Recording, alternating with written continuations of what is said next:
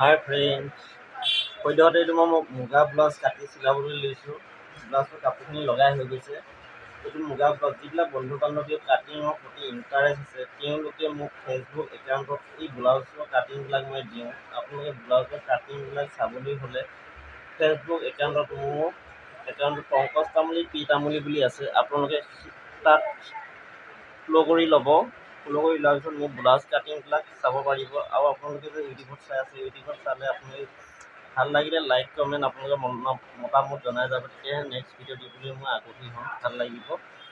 কিন্তু আপোনালোকে ব্লাউজটো চিলোৱা ইউটিউবত পাইছে, কিন্তু এই ব্লাউজৰ কাটিংবিলাক মই ইউটিউবত নিদিওঁ, ফেচবুক একাউণ্টত ঢালি দিওঁ। আপোনালোক ফেচবুক একাউণ্টত চাবলৈ হ'লে পংকজ তামুলী পি তামুলী বুলি চাৰ্চ কৰিব। চাৰ্চ কৰি লোৱাৰ পিছতে মোক ফ'ল' কৰি যাব। তেতিয়া মোৰ এই ব্লাউজ কাটিংবিলাক পাই থাকিব। মুগা ব্লাউজ কাটিলে আপোনালোকে চিলাওঁ আপোনাক চাব।